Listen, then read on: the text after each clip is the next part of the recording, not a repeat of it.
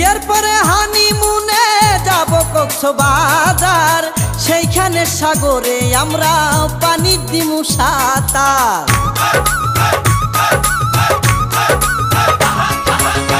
বিয়ের পরে হানিমুনে যাব কক্সবাজার, সেইখানে সাগরে আমরা পানি দিমু সাঁতার। করবো প্রেম আলিঙ্গন, কি যে মধুর হলো